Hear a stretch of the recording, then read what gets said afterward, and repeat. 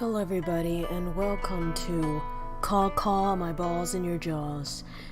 Today is supposed to be a deep chat stream, and what that means is I'm going to be talking to you guys and we'll just discuss some deep shit. You just took off your shit. What? Okay. Here's what I love about my chat. If you look in the pre-chat, I'm not even sure if that's possible after the stream, but the pre-chat is full of people playing rock, paper, scissors while they're waiting for me to appear, and that has got to be the cutest thing I have ever seen, ever. So thank you so much for waiting. I know there's like over 30 people waiting in the halls today to listen to this pseudo-philosopher deliver some top-tier knowledge. Hi, I have arrived. Yes, very deep. Play Stardew Valley. Well, this should be great. This should be very relaxing for you. Yes, I'm here. Hello, Red. Hello, Rose. Hello, Anthony. Hello, boy. I'm not gonna say hello to everybody, but hello. Just know that I'm reading your chat. A very deep background. Everything is so deep today. Damned out vibes, indeed. So see you guys next pre-stream. That's adorable. It is pretty zen, isn't it? But yeah, so the purpose of the stream is just to talk, right, about life in general. If you guys would like to speak about something specifically, you can you can send it in the chat, send a topic, send your own confession, anything, right? And then we're going to develop our conversation from that. Okay, shukru. Draw while listening to the stream. I hope that it will make you feel very calm. I know, Mama, attending philosophy class. Yes. My professor has jiggly titties, but that does not disqualify her knowledge. Let me check the alert box really quickly. There we go. Should be over here. There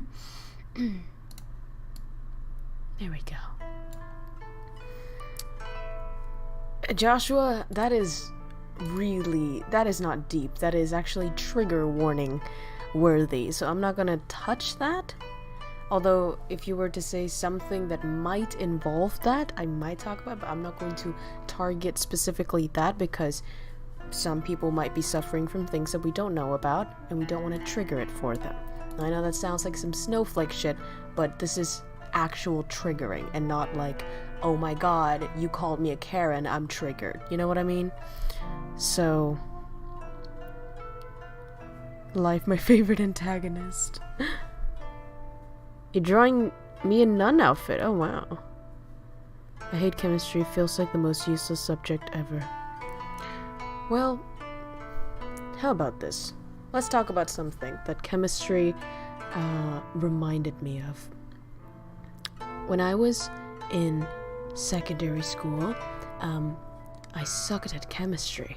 Well, I sucked at anything with maths, to be fair, and my mom, well, I actually signed up for extra classes for chemistry, and it was really fun, actually. I find it really fun, but more importantly, I have a teacher that I really like in chemistry, and so even though I hated the subject, I liked the teacher, so I kept going. Xem chị mà có động lực học và em học được một bữa rồi. Học gì em? Học tiếng Anh á? Học gì ta? Chemistry is like one of your favorite sciences. Wow. Well, that's why you're in biochem, right? That makes sense. You're scared of chemistry. Huh. I think chemistry is really cool, although something about school that I just realized is like the things that they teach are not boring, right? Those things are actually cool. now and then I think back at maths, and it's the number one subject that I despise, but now and then I think back at it and I'm like, wow, that's actually pretty smart, you know, like the things that they taught us and the methods and the algorithms, is not the algorithms, like equations and shit, it's actually smart, but the thing that it's lacking is the way they convey it to us that makes it interesting, you know, because maybe it's like a professor kind of thing, it's the delivery, you know, because some professors, they really inspire people, but you look at the education, I'm not going to say education system everywhere because I haven't experienced it, but in my personal experience, people like in you know, teachers in secondary school, first grade or whatever, like the lower levels, they're actually not super highly educated, which people might be like, well, they're kids, they're dumb, we don't need super smart people to teach them, but actually I think it's quite the opposite, because that's when you first, you know, develop your view of the world and you first find out what you like, right? So from the beginning, if you have shitty teachers who don't inspire you, you might end up thinking like, oh, everything is boring, like studying is boring, and then you quit. But what if from the beginning you have like the best teachers ever, which inspire you to keep going, right? 2 tuổi. Hỏi tuổi được mà em, chị 20 tuổi. Chị đâu có giấu vậy đấy đâu. Your English makes me want to go and study for IELTS right now. That is so great. I'm so happy that I'm inspiring you to do that. And about language, and I know this isn't very deep, but bad job with great boss. Yeah. People don't give enough credit. They don't believe they're more smart than you. Yeah, and I think it's like, you know, it's already boring enough to have to sit there and do nothing and listen to a teacher drone on for days. And, you know, when you're a child, you're just like, there's just so much energy in you, but you have to, like, you know, repress it and do things that you don't like, and that's such a waste of energy. But yeah, about language, if you guys are ever thinking about, you know, studying English or any type of language, an advice that I would give to you is don't learn the language, live the language. Now that's pretty deep right there, right? But really, because if you only study from textbooks or from radio tapes, or this is something that I heard, which is quite funny, my old English teachers usually told me, listen to the CNN, listen to BBC, as if any fucking kid would care what happens in CNN or BBC, as if any of that helps whatsoever. You know, if I was an English teacher, I would tell the children in my class, hey, do you like Play-Doh? Do you like Barbie? Do you like fucking Fortnite? Watch that, okay? Watch those things that you're into in English.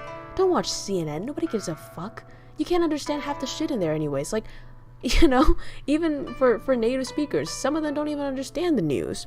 So you know, do the things you like in the language that you want to learn. And that's how it is.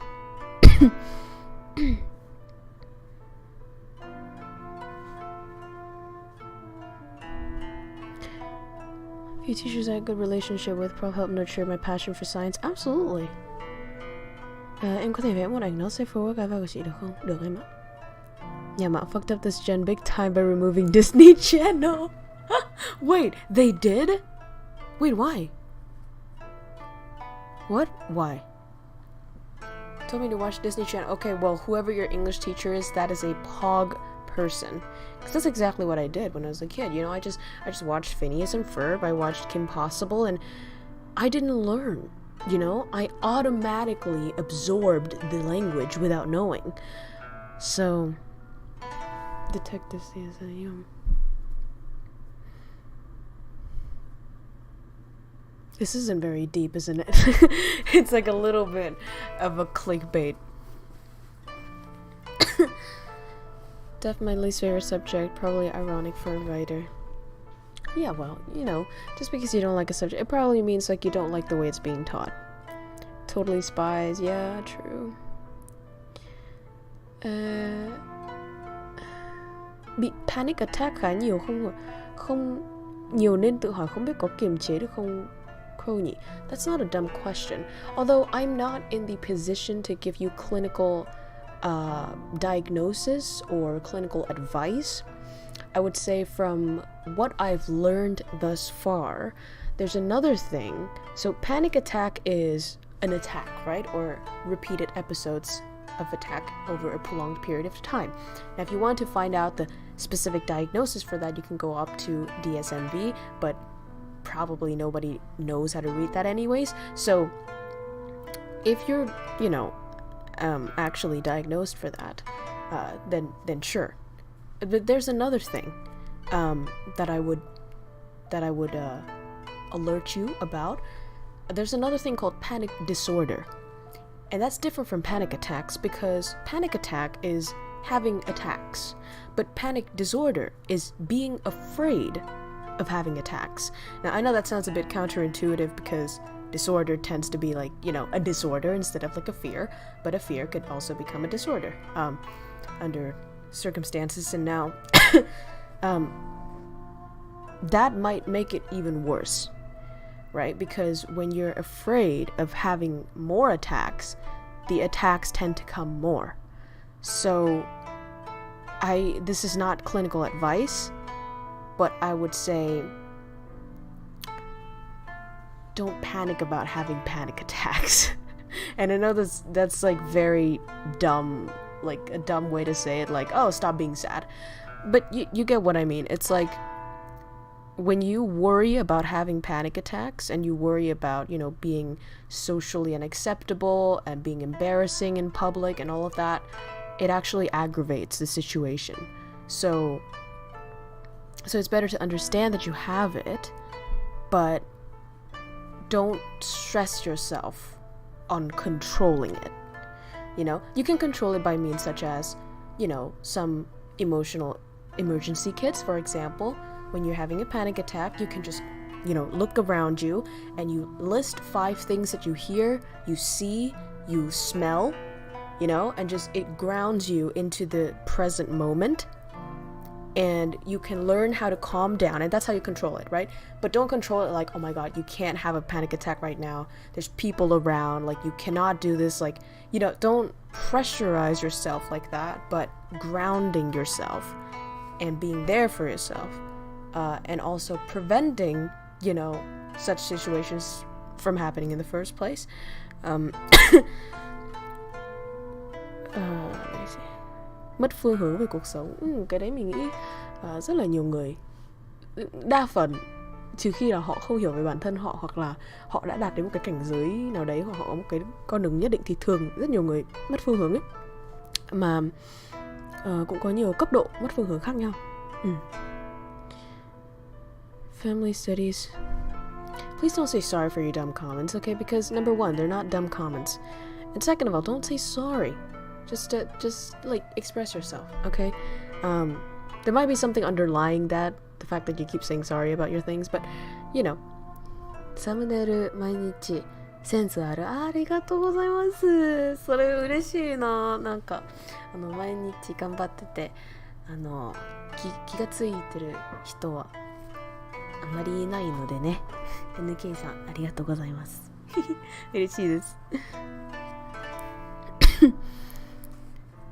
Dạo chị hay quá, cảm ơn em. What type of philosophy do you subscribe to? I would say I'm not an academic every day on YouTube. And there's a channel that I really, really like, which is called Angel Ganger. And he talks about philosophy in a very easy to understand way. I'm pretty sure you guys know about that one. It's really great. And I listen to it every day before I sleep. It's a great way to go to sleep, right? Because before I sleep, I watch Netflix or I watch YouTube or whatever, something that's excitatory to my brain. It stops me from sleeping, and I sleep really late. But I've recently discovered that if I just turn on a philosophy video before I sleep, it calms me down and I go to sleep after just one video. So, in Einzelgänger, there are a few philosophies that I really, really like. Number one, it's Stoicism. I'm pretty sure everybody knows about Stoicism. It's like all the rage these days, you know. Stoicism and Taoism, which is really cool. So Stoicism is like a Western thing, right? And Taoism is an Asian thing, Eastern thing. And there's a little bit of like the knowledge from Buddhism. I think is really cool.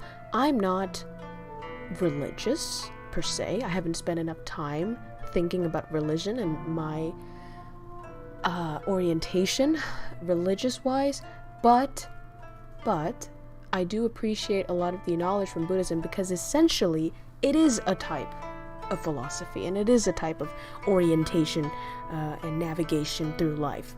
So I appreciate it. Are you interested in psychology? I'm not only interested in psychology, I major in psychology. So I have a bachelor and I'm going to graduate this year, and I major in psychology, and I plan to continue my study in psychology in master's or PhD. So, yes.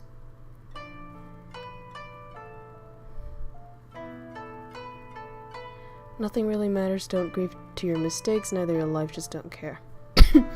I mean, I've heard about that, right? Because in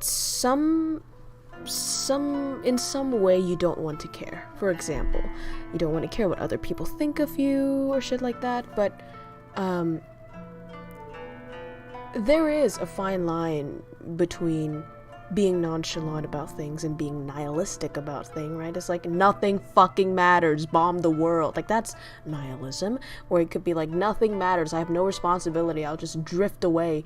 That's slacking. But if it's like nothing matters, everything is transient, so I'll just do the best that I can, and whatever happens, happens. And that's a different thing. So there's a fine line between those sort of ideologies, I would say. PhD tuba. Do you know about the YouTube and Twitch channel Psyculturist? No, I actually don't watch a lot about psychology. I watch about philosophy, and that is mainly because I study psychology already, so I don't want to like fill my brain with more psychology. But also because psychology has become very, I would say, made easily accessible, but sometimes it's also become very trendy, I would say.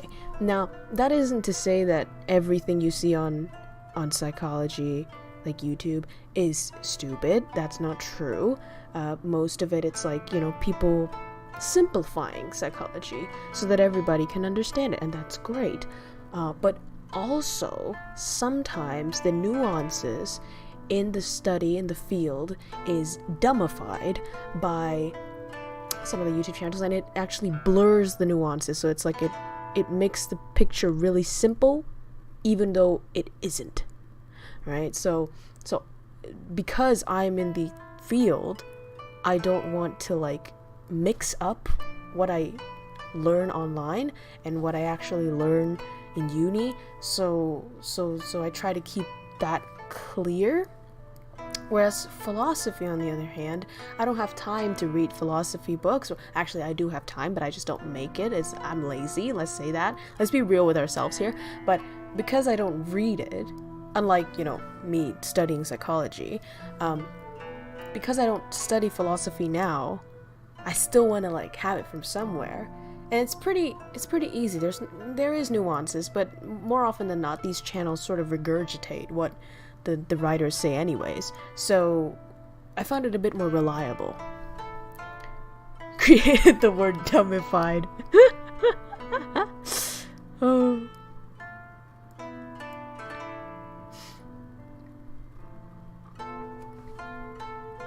Educational stream, love it. Yims.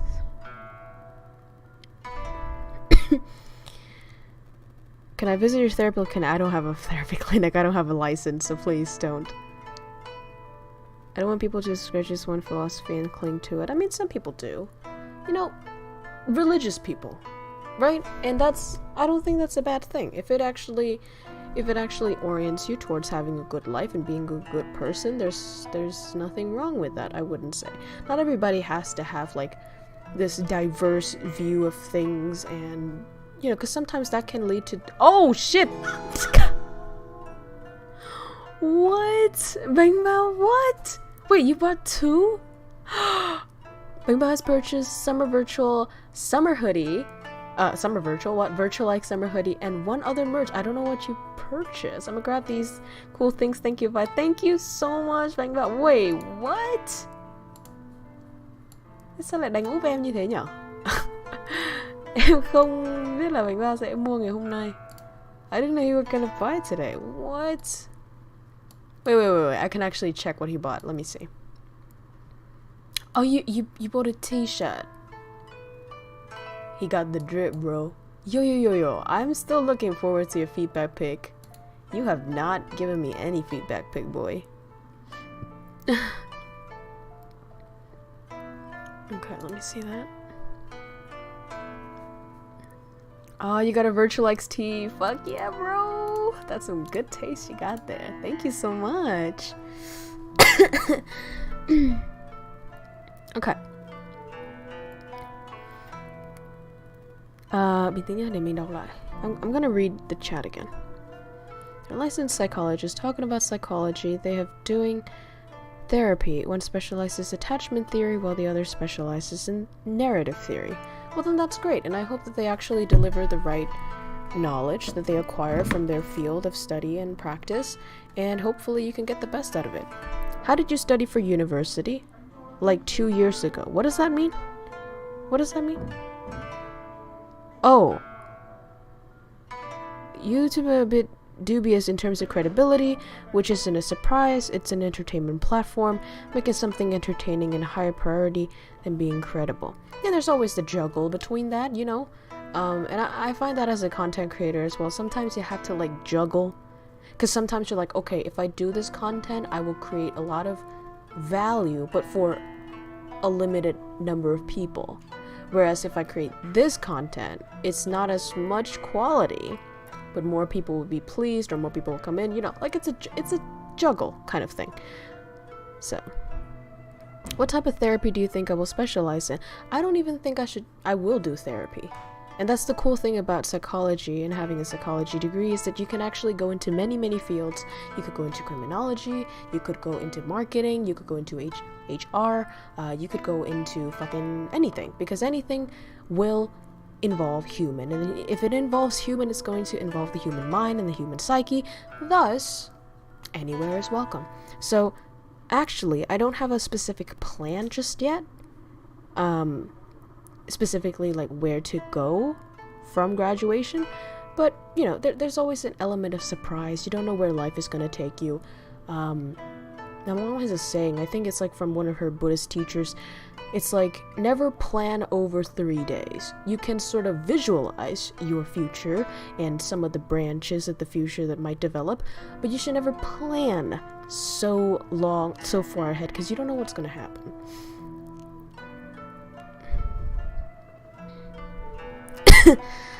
What's your favorite field of applied psychology? Profiling, hot reads, and predictions.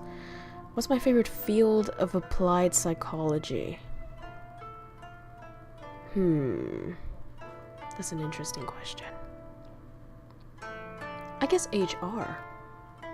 I'm not sure. I just think it's psychology is something like, it can totally be invisible if you don't want people to know it, because most of the time people approach me, and if they know that I do psychology, what they do is they first put up a really defensive front, and it's really interesting because it's always the same, almost all of the time. It's only either the two extremes. Number one, they completely open up to you, like voluntarily become emotionally naked to you and tell you their entire life story without you even prompting. Number two, they put up a defensive front that is so like intense. You're like, bro, I'm not even doing anything. Like, I'm just sitting here. Like, why are you so scared? Because they're afraid that I'm going to infiltrate their mind somehow. Now let me tell you something.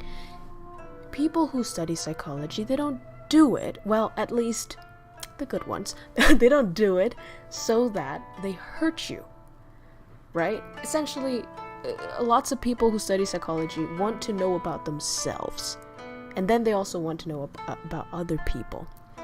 But most of the time, it's not to hurt people, right?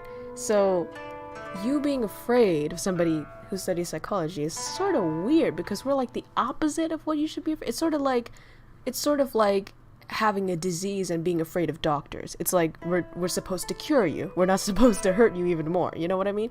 And so that's funny. But essentially at the end, especially with the people with their defense up really high, they break. You know, the defense breaks, because whatever is dry and hard, it's going to be brittle. All right? The harder you try to resist me, the harder you'll fall once I've cracked you. And that's in a very nice sense. I don't mean like I cracked them to like sort of deteriorate their mind. I mean like, you know, to get you to open up and just talk to me like a normal human being. But it's usually those people that actually need somebody to listen to them, and they find it hard to trust somebody. And you know, once you give them a good reason to, it's like they ooze out, because they've been holding this shit up for so long and just being so defensive so long. So that is that. Free consultation on this girl. There's much recognition for the measure. Yeah, now kind of regret it. Yeah, I think my dad says something really cool. And he said, if you buy property, don't buy it due to the trend, but buy it due to its true value.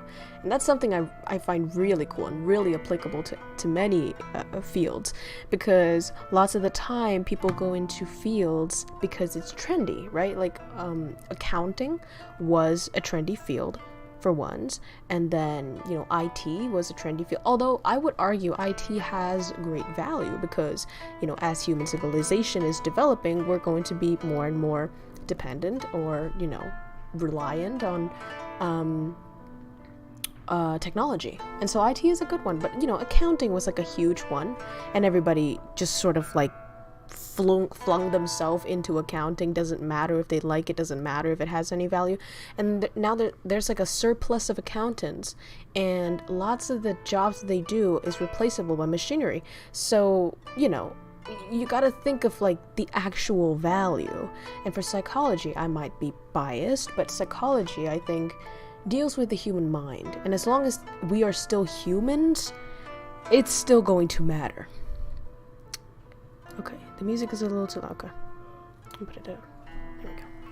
There we go. Baiting people into your psychology. Who study psychology are more aware and better at handling their human behavior. I would say that you become more aware for sure, but actually, no, I can't speak for general, because I actually don't know a lot of psychology students, and some of the people I know actually fall into the more sensitive side of the field. This really does depend on you, because there are therapists out there who are still fucked up in the mind, and there are non-psychologist people who are so aware of who they are and what their mind consists of. So I wouldn't say that just because you are professionally in a field that you're going to be better at that. Well, better, maybe, but, you know, specifically to yourself. And this is quite funny as well, because you look at doctors, and, you know, most doctors are smokers, and they're fat, and, you know, they eat not well, and they're unhealthy, and they're supposed to be good at that with themselves, but no. And then, you know, some therapists get into depression, and that happens. So it's not like as long as you do psychology that you're going to be better. But I do find personally that it actually helps with understanding my own emotions. Okay. Let me... Oh, so many questions. Do you have any phobias? I I wouldn't say I have a phobia because none of it has actually interrupted my normal life, but I do have a fear of heights. I do have a fear of enclosed space. And yeah, that's pretty much it. Do you feel like you're a good listener? Not really. That's something I have to change. I'm still a bit like eager to jump the gun. Bình tĩnh đợi mình tí, mình đang đọc lại chat, nhiều chat quá.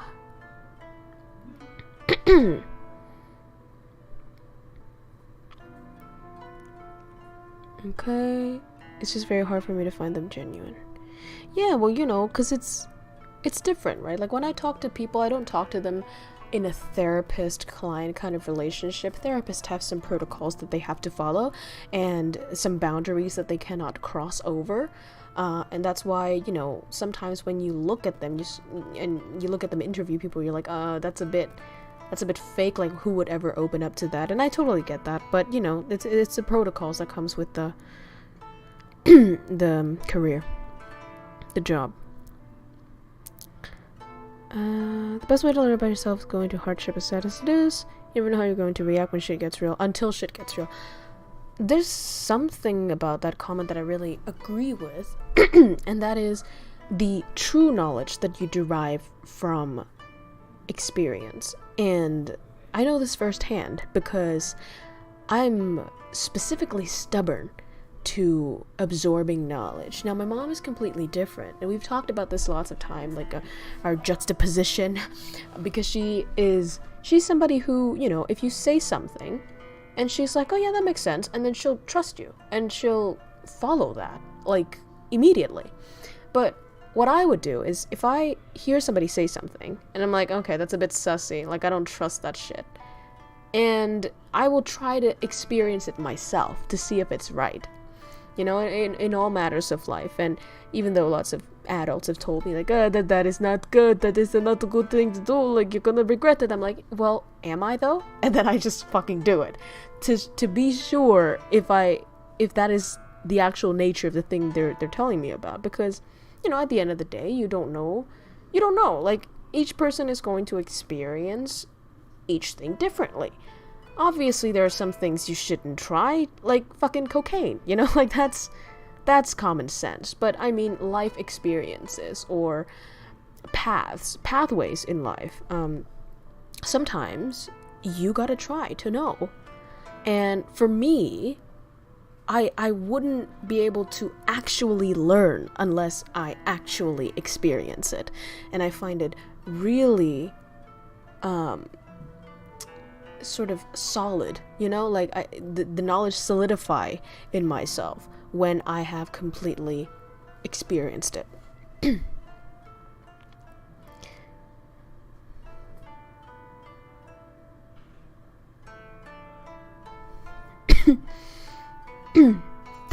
That's a funny question. What should you do if you see an endangered animal eating an endangered plant? That's an interesting question. I might kill them both so that they don't endanger each other. No, that was a joke. Obviously, I wouldn't. Do you have any books that you enjoy or any people in the field that you really like? Well, this is going to be very controversial, but I do find Jordan Peterson a really nice person. Really, you know, I love his books. I love his lectures. I love his talks. And as much as people try to paint him into this overly political figure, I find his psychology work much more interesting. And I've read Freud, and it was quite interesting, but I'm not sure. Maybe I'm not academic enough to really appreciate, like, you know, the depth psychologists, whereas, you know, Jordan Peterson is easy to read. And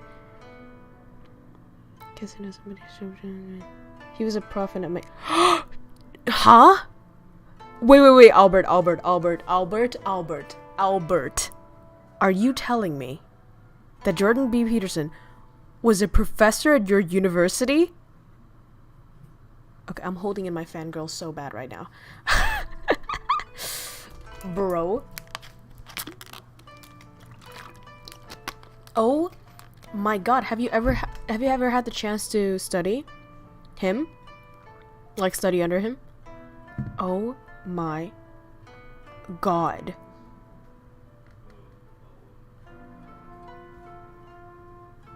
He retired last year. Okay, understandable. I mean, his career is like booming outside of the university. So it's understandable.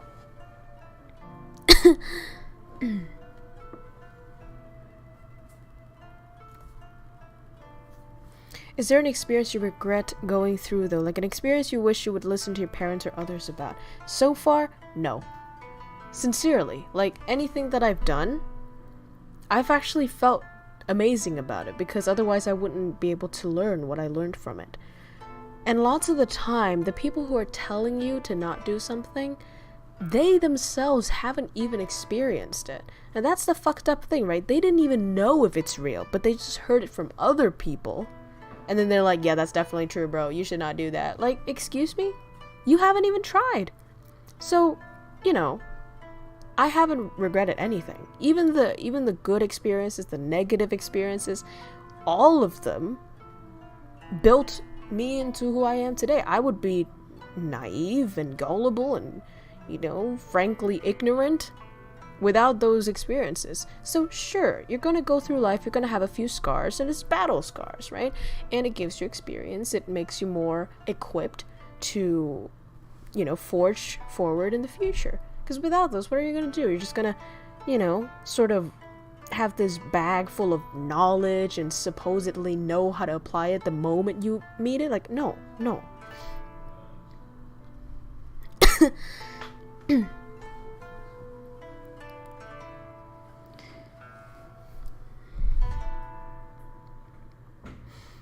Life is unfair, and complaining about it while being unfair to others.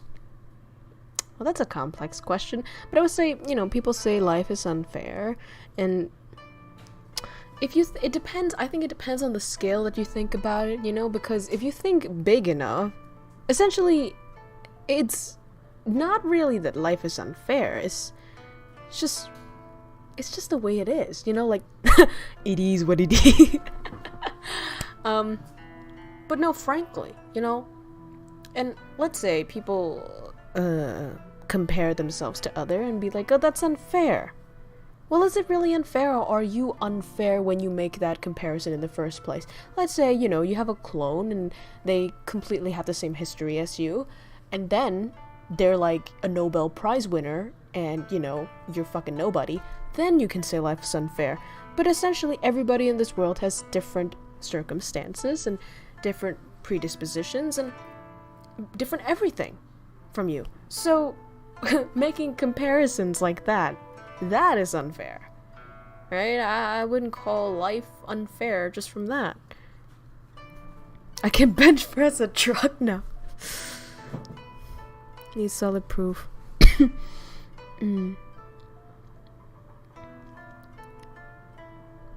But don't tell you not to do it, but rather advise you how to get through it because they're not going to do it. Exactly.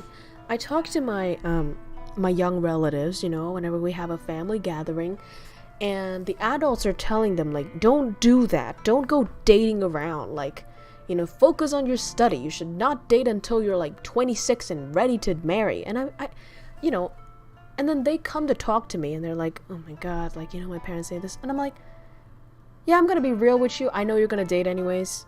I know you're gonna date around. What I'm gonna tell you is try to protect yourselves. You know, be responsible, think for yourselves in the long future, and date around. Because, like, otherwise, how would you know how you would be in a relationship and also how you would be with other people and yourselves if you hadn't had the experience, right? So sometimes, like, the adults are a bit limiting. I understand where they come from. They try to protect their youngs, but they don't understand that you don't make the world a safer place, or you don't put them in bubble wrap and just push them in a corner and wait that nothing hope that nothing happens to them, because something is going to happen to them. And when it does, you're going to need your child to be strong and well equipped and intelligent and know how to deal with it when it comes, because it is going to come. There is nothing that's going to prevent tragedies in anybody's life. The only thing they can do is strengthen their character and strengthen their mind so that when it happens, you can endure it. And that's it. That's literally it.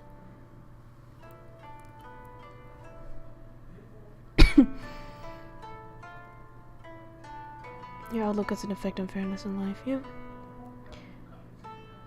Before she comes a fully fledged psychologist and charge our asses for asking. Teach them how to fight and pray they never have to. Yeah. It's sort of like, if you want peace, you have to prepare for war, right? Yeah, and that's another thing that I think Jordan Peterson teaches really well. And, he gives people strength. You know, it's very different from what we hear these days from the woke culture and everything. It's like, oh, don't say that, it's gonna hurt other people. Or, well, it's not about hurting, right? It's like, oh, you gotta use this, you gotta use that, or else you're gonna trigger them. And triggering is not good because why? Like, specifically? And it's like, no, don't do this, don't do that. You know, you gotta make it a safe place. You gotta make it a safe space.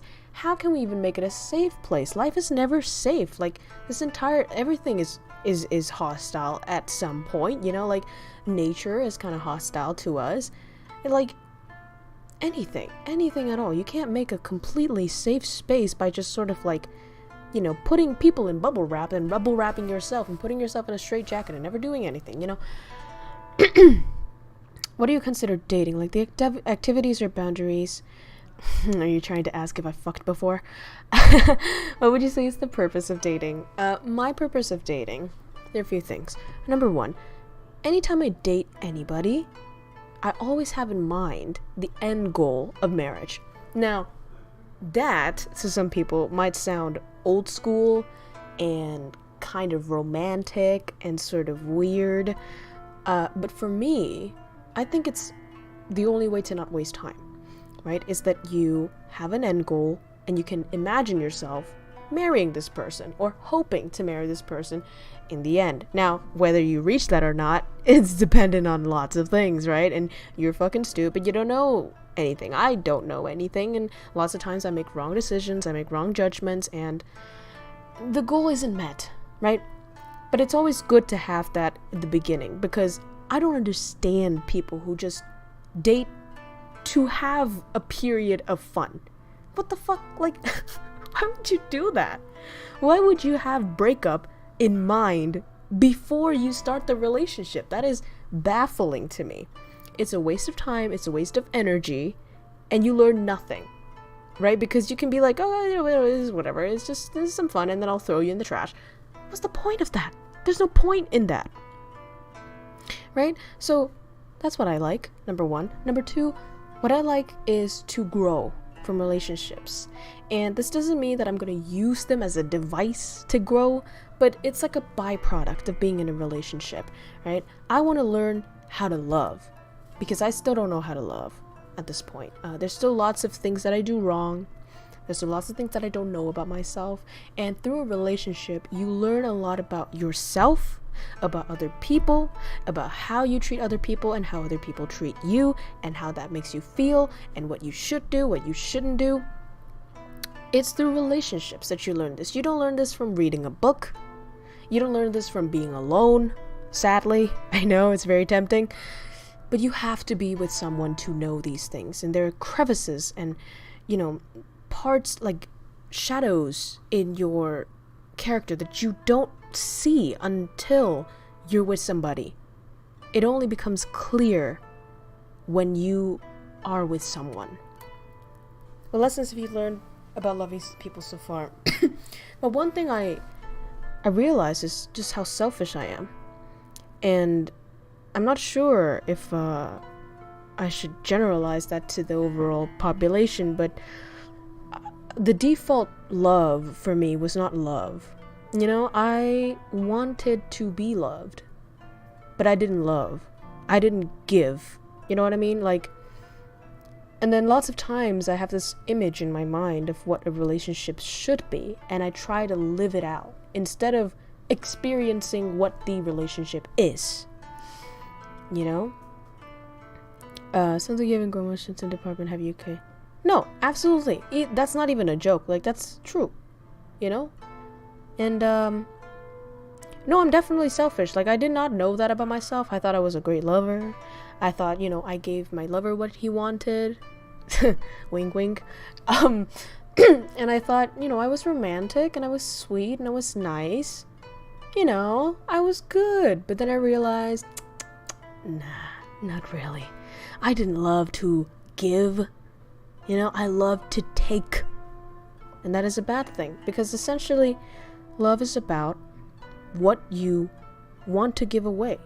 What you're, willing to give to somebody. It's not like, you're mine, I'm yours, we chain each other to this and provide each other what each other want. Now that is a byproduct. That's a desirable ending, but at the end of the day, that's not what it is. That's not what it's about. And after being burnt a lot of times, you tend to become a bit skeptical and a bit scared, and you might be like, oh, if I don't make sure that he provides to me, then I'll be the one who's at a loss in this relationship. I'm giving away, but he isn't giving back. Well, that's a leap of faith. Sometimes there's a bit of leap of faith that you gotta do in relationships, that you gotta have faith that the other person is also as giving as you. Now, obviously, in some situations that doesn't happen. Your lover's a bitch, then it ends. That's fine. But there's always that element of sacrifice and giving away in a relationship. And if both people give away, then both will be satisfied, and both, it will be fair, and you won't get the short end of the stick. But then again, to find that person and to forge yourself into that person, that's a whole ass process. So, yeah. Let me see. Okay. Expectations of what a relationship should be kind of ruined the experience for me. Honestly, I don't think any of my experiences were bad. I know there were toxic parts about it. I know there were breakups, there were heartbreaks, but all of the relationships that I think about at the end now, I always think about it with the silver lining, because I learned something from it. At the end of the day, I don't know if they learned something from it. I don't frankly care, but I've extracted something. And see how selfish I am? I only care about what I get from the relationship, which is the lesson. But because of that, I don't see any relationship as a regret. Because I've never walked out of a relationship without realizing something new about myself. And that's perfect. That's exactly what I want, So, yeah.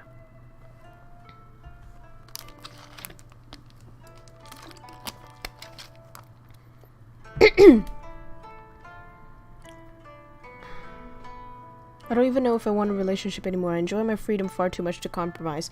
Go ahead, my guy. If you want to, be single. It shouldn't be forced upon each other. Like, I think this peer pressure. The peer pressure, like, life is hard enough. But we also put pressure on other people.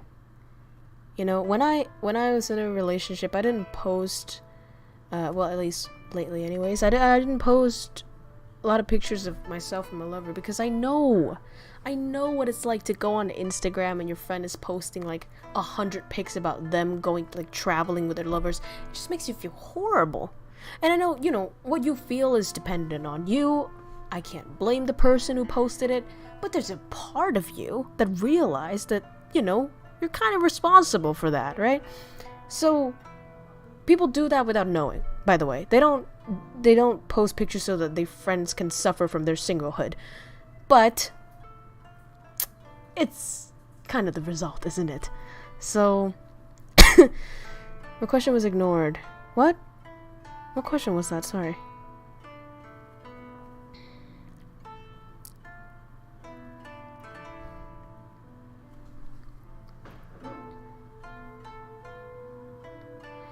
Is it normal for someone who doesn't feel interested in love? Well, for me, I would say, how do you know? Like, how do you know if you haven't tried? If you have already tried and you're like, yep, that's not for me. Well, then that also has two implications. Number one, are you just giving up because it's hard? You know, because if that's what it is, then you shouldn't give up. But are you giving up because you truly, truly understand yourself? And you truly, truly understand love? And you truly, truly understand that those two things are incompatible forever? And if you're sure about that, go ahead.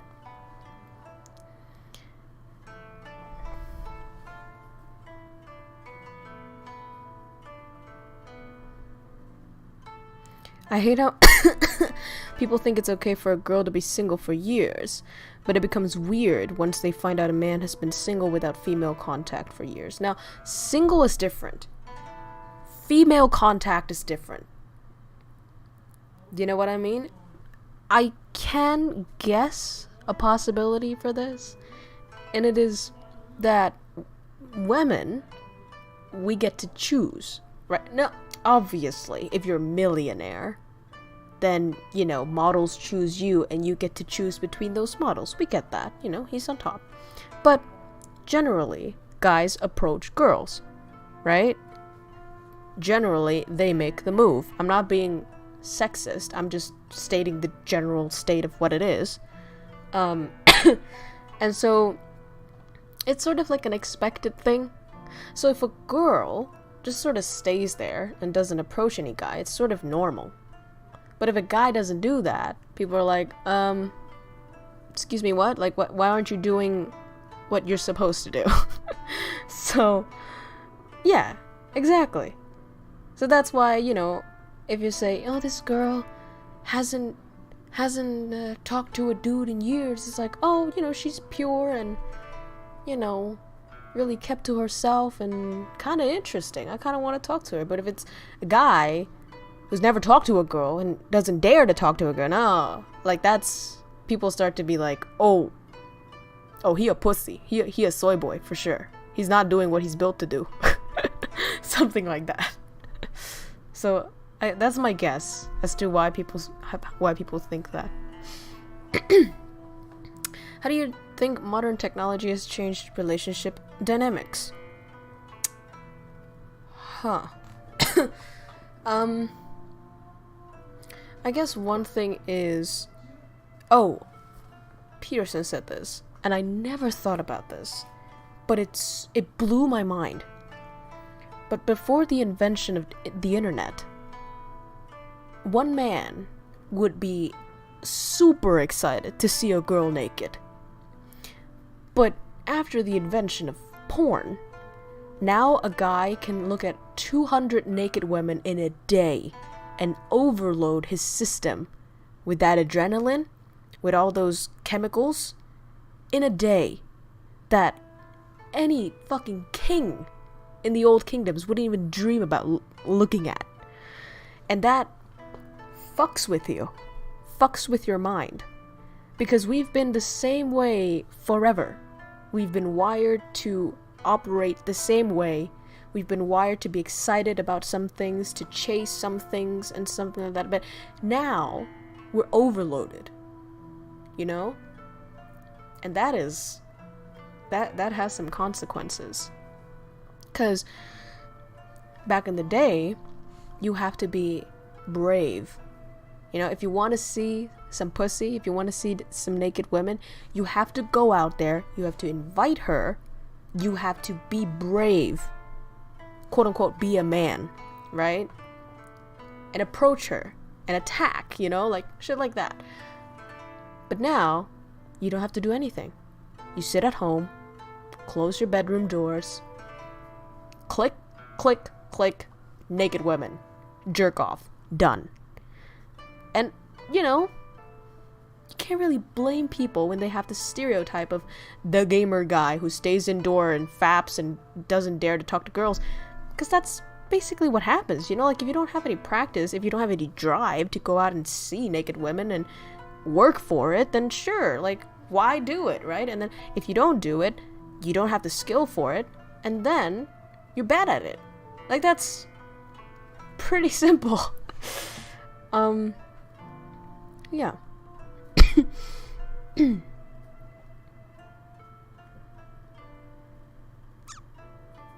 Super seducer stream with the chat.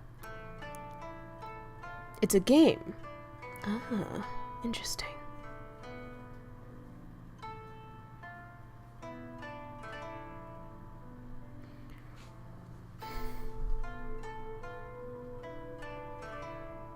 Sick topical, it's interesting. Well, yeah, you know, it's one of the important parts about being any animal and specifically human as well.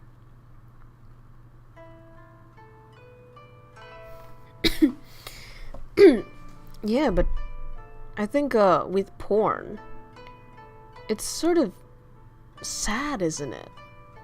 Like, I feel this might be just personal, but I feel a sense of emptiness every time I watch porn that, you know, like, you know it's not a couple. You know they have never met before that shooting before. You know, because the acting is just immaculate, and you're just like, okay, yeah, sure, you guys have worked together for 5 years, and now you're fucking sure, dude, sure.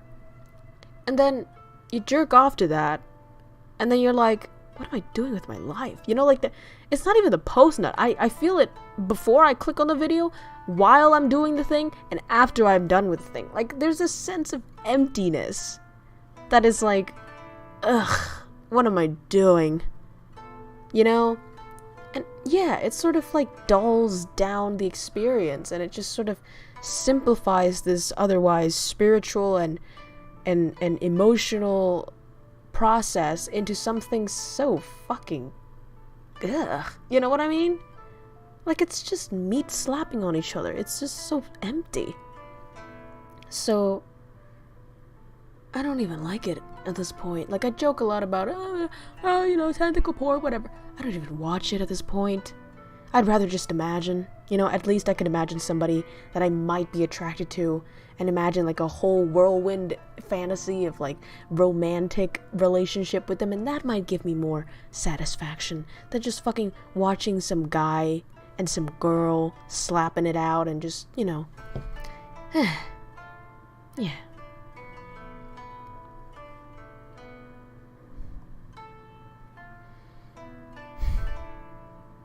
Girls feel that too, yeah.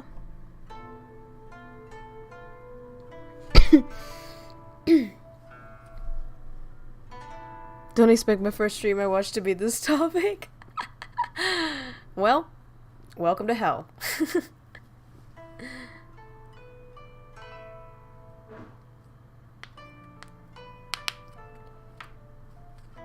It's a meme precisely because so many feel, yeah.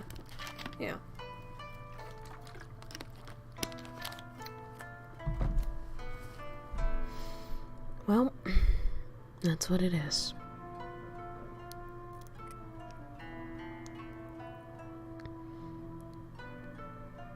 Just be a normal person, understand that I'm in faps. Yeah.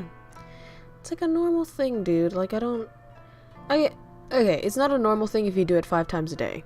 Okay, at that point, I don't even know how your dick is still the same size. It's probably been, you know, like, just grind it down like a goddamn pencil sharpener. But, you know, once in a while, you feel the need, the hormones kick in, you want to jerk one off, you jerk one off, and that's what it is. 100 years by immortality, how would you think about immortality? How do you think immortality would affect psychology? Oh, that is too big brain for me, little guy. I don't have the brain cells for that. But, immortality. I think it would be a huge change. Like, I can't even imagine what effects it would have on everything. Like, philosophy, you know, medicine, education, art, literally everything will be different. Everything. Because at the end of the day, most of what we do, we base it off of the assumption that we won't last forever. You know? I can't even begin to imagine what groundbreaking, earth-shattering changes that would have to literally everything. So.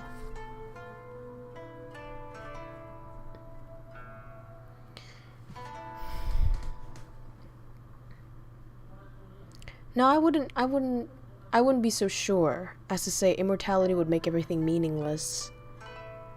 I wouldn't be so sure of that.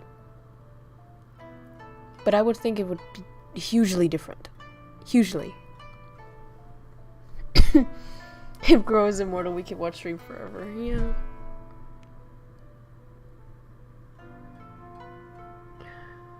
I'm 14, this is deep. Yep.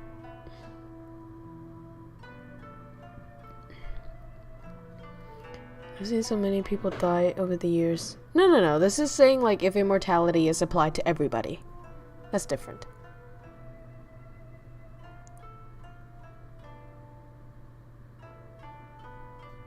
It's terrible long term. I never wanted.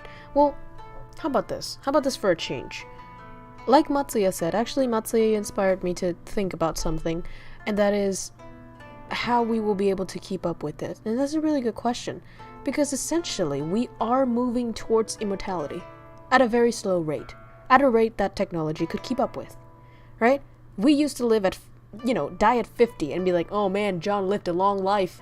That used to be like the Chad age. Like, you could be a fucking grandpa at 50 with like 13 grandchildren and you're done. You're done. That's good. Farmer John had a good life. But now, we see like people 100 years old and we're like, yeah, there's like about 10 20 people like that. What's new? Like, we've doubled the lifespan, people. It's moving. Okay? It's developing. And essentially we are moving towards immortality. Now, are we ever going to achieve a point in time where we indefinitely cannot die? I don't know, because I'm not a specialized anything. Although I would have my doubts, because everything decays. It's just the nature of nature. But that's only, nothing. There's a saying. It's like something. What is it? It never happens until it happens. So we don't know. Frankly, I don't think I will live to see that change. Anyways. So that's that. The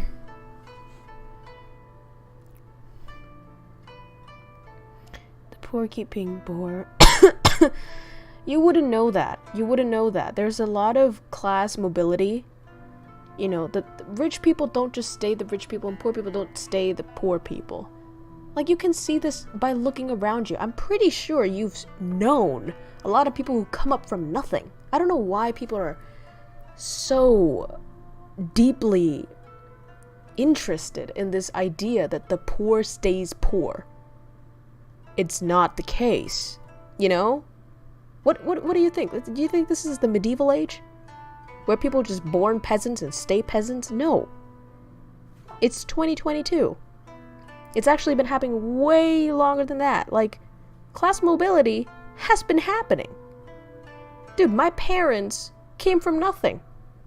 I don't know why, like, people could just go around and be like, oh yeah, the poor is like a distinct species that stay that way. That is... What? Excuse me?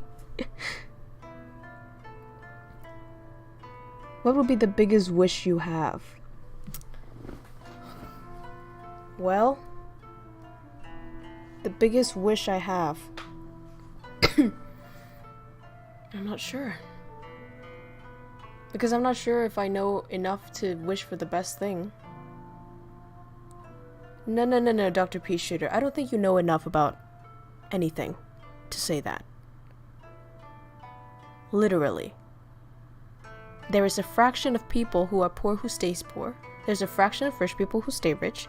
But there's also people who are poor and then become rich. There's also people who are rich and become poor. It's literally so simple that I don't know why people don't understand this. Take a look at the real world instead of listening to shit that you hear on the internet or on like university boards of like, oh, it's the poor, it's always the poor. It's like, my guy, look at real life. Do you not know anybody who was poor and became rich? I'm so confused. Maybe if you guys are in like, super developed countries and then... Well, no, that doesn't even make sense. It doesn't even make sense anywhere. Fucking... I don't... This is so baffling to me. that people don't see. Lots of people are moving upwards. There's upward mobility and downward mobility. Yeah, it's more momentous in the digital age. Absolutely. That is confusing to me. Very bad poverty situation. We were homeless twice, but now we're doing much better situation. Still struggling at time, but definitely in it. Yeah! Look at that! Look, people in the chat! Fucking living proof! I don't understand this. I really don't. Do you know how to describe sentience? Ooh! I've had a class about this in psychology. It is still very difficult. Because they gave us a survey, and they said, we're making an android, okay? What attributes would an android have in order for it to become human? And this was really difficult. Because they asked us 2 questions. Number 1, what human-esque attributes can a robot have and still stay a robot? That was the first question. Second question, what human-esque attribute should a robot have that will make it no longer a robot and actually human? And that fucking blew my mind, because after you answer those questions, you start to be like, huh? Because you start to realize that you don't even know what makes a human. And that is a bit terrifying. A bit terrifying. Detroit, yeah. Look, it is still a thing versus saying indefinitely that the poor stays poor and the rich stays rich. It's very different. You can modify your sentence into some poor people stay poor, some rich people stay rich. That is good, right? That is right. But if you just put a blanket statement on it and be like, oh yeah, it's like an entirely different class and different demographic that's locked in there forever, that's a different thing. Do you think it's ethical to make human-like androids? Does it matter? There's a part of me that's like, does it matter? Because there's a selfish part in me. There's a short-term part in me that thinks, I won't live to see it anyways. Fuck it. But I know that's not a good mindset. I just don't have enough time to think about it, really. Although I know a lot of people are dedicating their life's work to it, and they are researching this relentlessly. The ethical aspects of it, the technological aspects of it. So, there's people taking care of it. This is gonna make me have an identity crisis and anxiety. Okay, well, good luck with school. Hopefully that doesn't give you anxiety. Consciousness. But what is consciousness, right? Because consciousness is actually a multiplicity of things. And then, to which extent can you break that down? Because consciousness, it requires attention. It requires perception. It requires a bunch of things. But then you can be like, oh, yeah, a robot can have attention and still be a robot. Yeah, it can still have a little bit of perception, I guess. Still the senses. Sure. And then you start to creep towards, this emotion and shit. And then you realize, wait, emotions are just kind of programmed as well, because, we are also programmed to have emotions based on, our past programming in childhood and also in some biological, neurochemical sense. So essentially, we're kind of robotic as well. So it's like, that's confusing. But,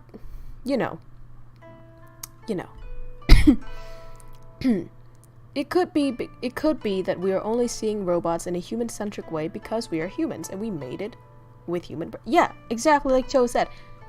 It's made by human, thus we think about it in a human-esque way. Whereas there are a multiplicity of ways to think about it, but we don't because we're humans. And then we're like, oh my god, it's gonna be a human. It's like, because you made it.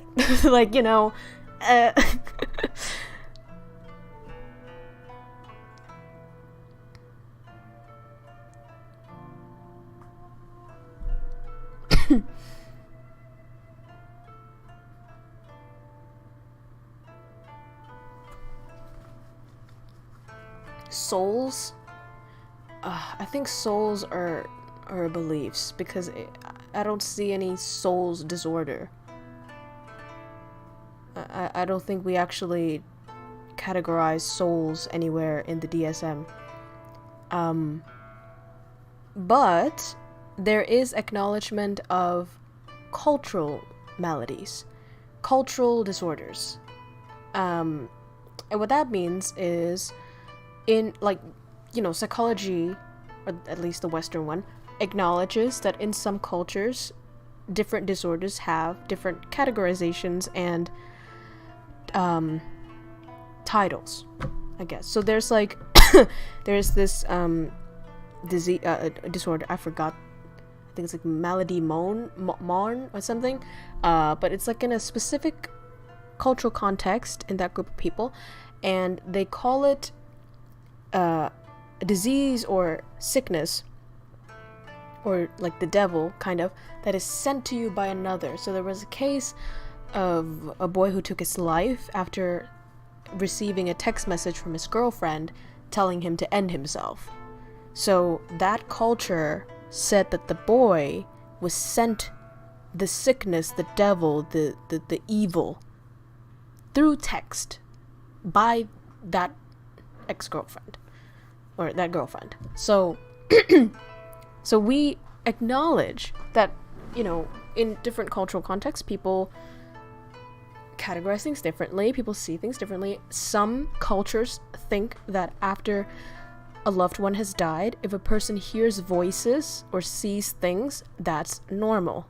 Now that will be in a cultural context, you know, whereas let's see in DSM, they might be like that's bordering schizophrenia, but the other person might be like, no, this is a normal in our culture. But obviously, just because somebody hears voices or whatever, it's not automatically a disorder. There's very specific categorization for that, specifically about prolonged periods of times.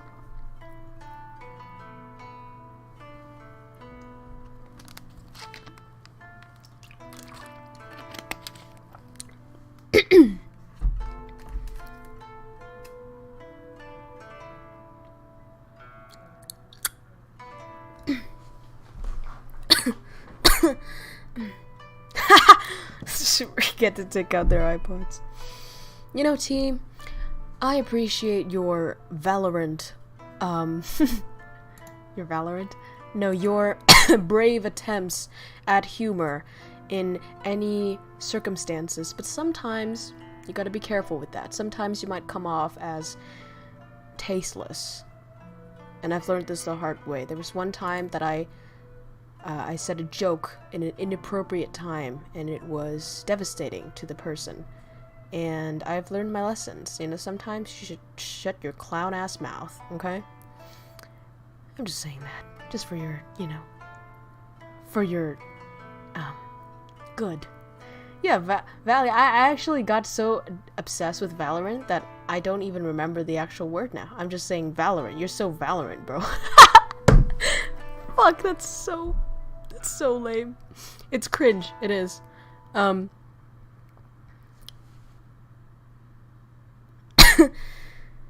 What change you understand the phenomenon? Yep. It is called cringe. Hearing voices just to... Your brain is fucked. Mình rất là hiểu ấy khi mọi người muốn mình nói tiếng Việt ấy. Nhưng mà thích nghe mình nói tiếng Việt là một chuyện, còn đến đây xong rồi bắt mình nói tiếng Việt là một chuyện khác. Mọi người hiểu không? Tại vì đây là kênh tiếng Anh. Thỉnh thoảng mình nói tiếng Việt cũng được, nhưng mà đa phần người xem của mình biết tiếng Anh và là người nước ngoài, nên là mình sẽ không nói tiếng Việt nhiều. Ok? Ok.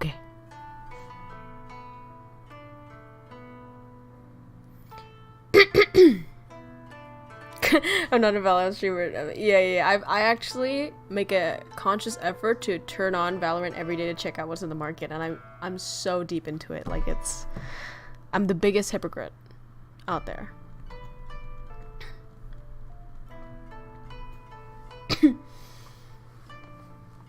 Oh yeah, no. I also talk to myself, Rose.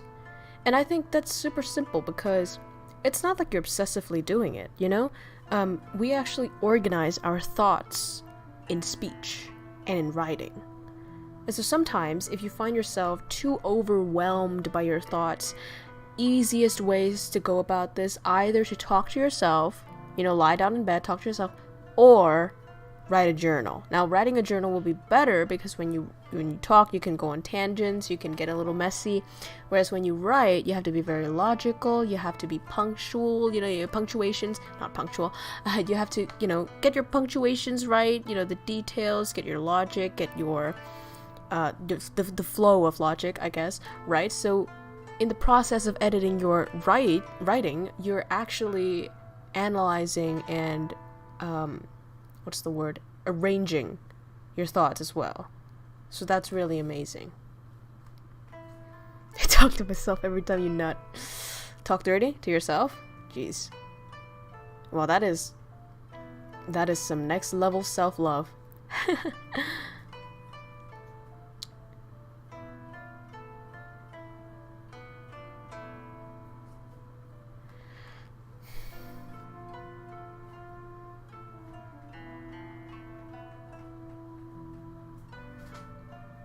Do you know anything about how ego death works? Oh, I just listened to this, like, last night.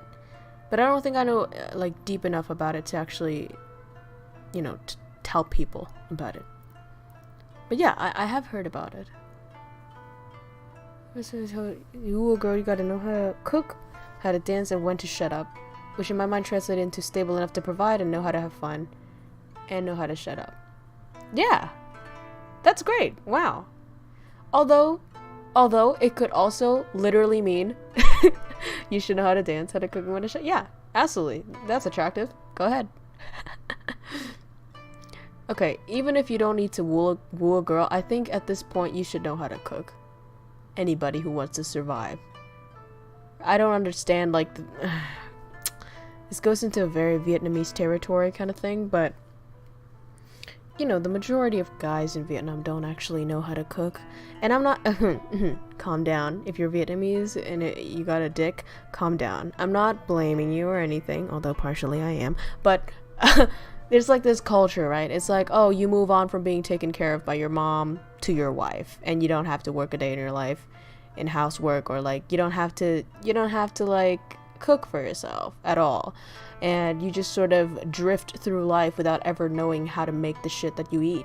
And that's insane to me, because what if people just reject you? What if you die alone? You know, what if you end up alone? Like, what if you're stranded out in an island, you have beautiful food, you have great food and resources, you don't know how to cook? Are you fucking kidding me? Like, it's just simple self-preservation kind of shit. And I would learn how to cook just because I want to treat myself. I don't know why you wouldn't want to do that. Especially in like this quarantine kind of age, right? And you can't go out, you can't get a lot of delivery costs a lot, okay? Your voice's greatest background sound. Thank you. I'm just your background sound? Yeah, you were like, oh yeah, Uber Eats got me covered. That takes a lot of money though. You know, you might be wasting your money on that shit while you can just literally make it yourself.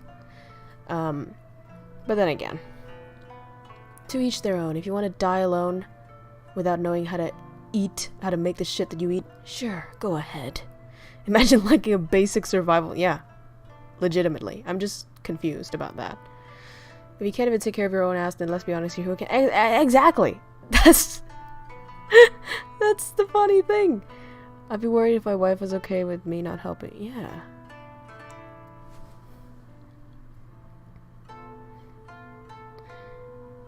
It's almost 19. Can't cook an omelet. It's confusing to me.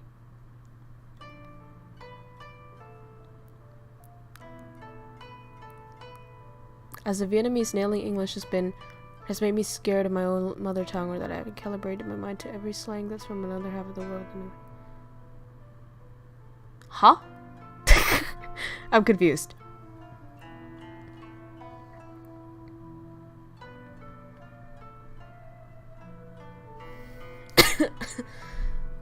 primitive technology. Yeah, the wow. I'm seeing girls being unable to cook nowadays. Yeah, but less though. And you would see, the thing is, I wouldn't call them good as well. I'm not saying like, oh, if you don't cook and you're a girl, you're fine, girl, go girl, power girl. And if you're a male, you can't cook, fuck you, bitch. Like, no, I'm saying if anybody can't cook, what are you doing? Like, if you just live alone, are you content with either wasting your money on deliveries every day? And trust me, I've done that.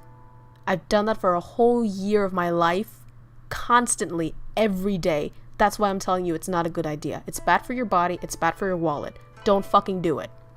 Learn how to cook. There's a very therapeutic experience in learning how to cook, and you organize your life better when you cook for yourself. And you learn how to take some responsibilities and have some basic skills, and you could possibly develop a new hobby, because cooking is fucking, it's an art. It's an art, okay? Cooking, baking, whatever the fuck. It's an art. Food is so fucking cool that it's this whole thing. And for you to miss out on that, I just think it's unfortunate for you. Cooking makes me feel cool. Absolutely. Absolutely. Search how to do it on Google. Exactly. That's what baffles me about this. You don't need your mother to, you know, tie an apron around you and teach you every day to know how to cook. Sure, if you had that, perfect. But Google exists. How come you never touch that shit? Like, that is, my guy. Then comes the cleaning part. Well, that is a headache, but there's also a solution to that called the washing machine. You know, the dishwasher machine, not the washing machine. I'm fucking up my English today. But the dishwasher, you know, that exists. If you have enough money, purchase it. If you don't, sure, it's a little bit of washing, whatever. Housework is therapeutic, okay? I'm telling you, it is. When you actually put your mind to it and be present when you do it, it's actually kind of like meditation when you do it.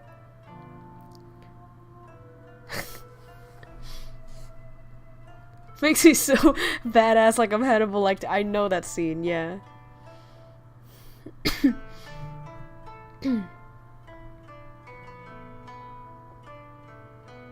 You make Uncle Roger sad. Rice and chicken. Girls in my class can barely cook. Picnic parties and stuff. I can walk in like a boss and tell people what to do.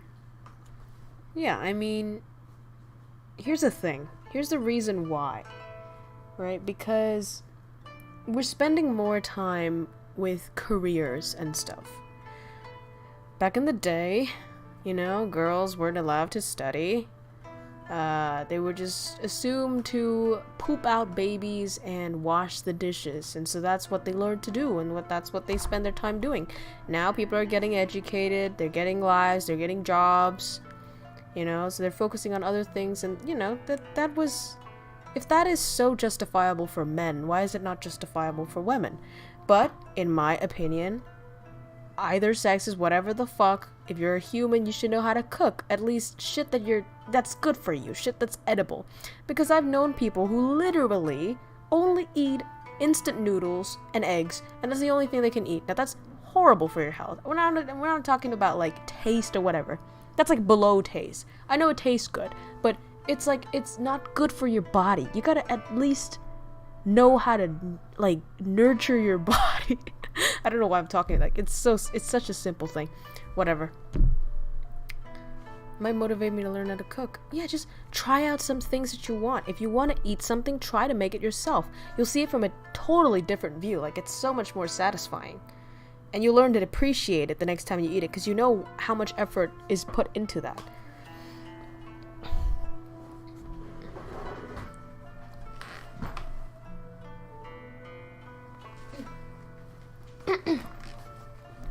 What is a meal you'd recommend a beginner to try cooking? I would recommend you try the meal that you want to eat.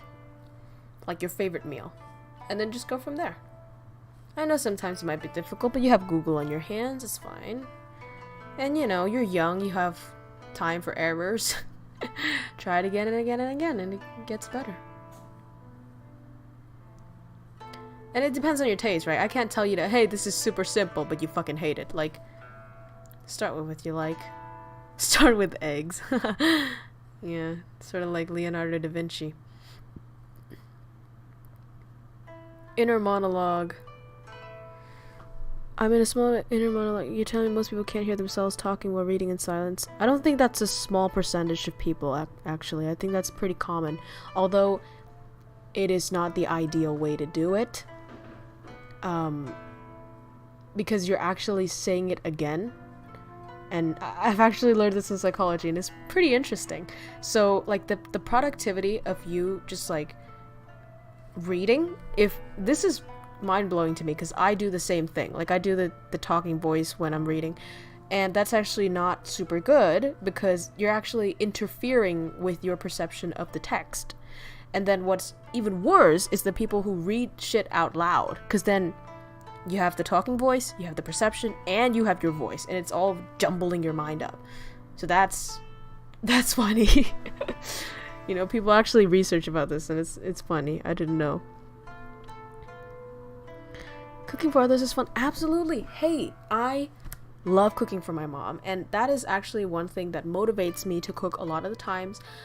You know, when you wake up in the morning, I used to do this a lot. Now we have a dog and everything's scrambled, but you know, I used to wake up in the morning and I would find a recipe that I want my mom to try, and I would spend the entire morning making it, and she gets to eat it. You know, she's taken care of me her whole life. Now it's my time to repay some of it. Obviously, I can't, you know, match the level of sacrifice she's given me through just like an omelet, but you know, try a lot of the recipes, cook for your mom.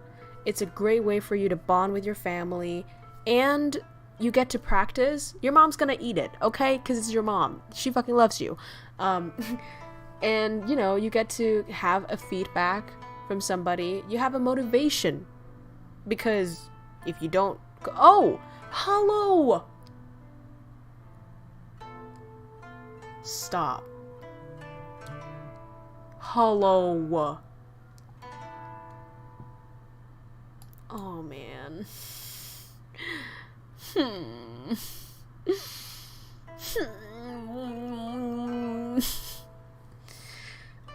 Hello, I'm not reaching for the stats. The stats are just coming, but I'm so happy that you're still here.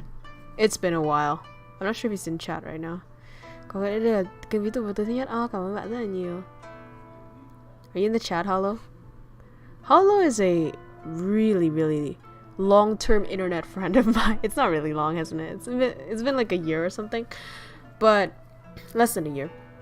But he's been with me since the beginning, when I was like a teeny tiny little crow with nobody watching me. And he's here now, and so that's really nice. He's a Twitch streamer, so if you guys want some Genshin Impact action, go ahead and twitch.pyrex or something. I don't know how Twitch works, but his name is Pyrex. And yeah, there it is. It's been more than no, it hasn't. Has it? Huh?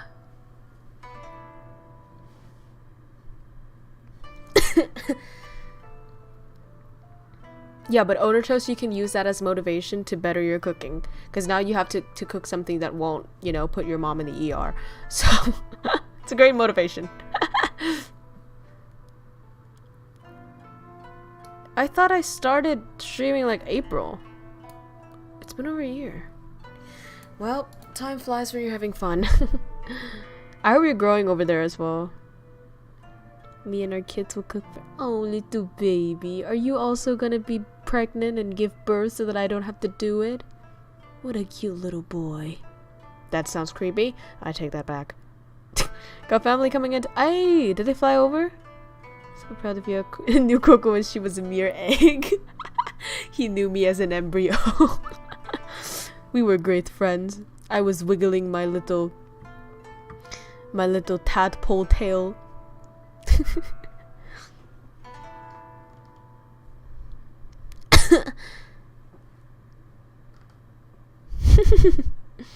Fish meets the bear. The big day. The future daughter-in-law reveal. Is it going great? Your relationship? Man, I'm so goddamn happy. You know, like, everything that he's been through, I'm just so happy that it leads him to a fulfilling relationship, you know?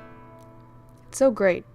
Really reassuring to see that your friend has somebody there for them. Because, you know, friends, like, sometimes you catch up with each other, sometimes you don't. But having a partner there is really reassuring.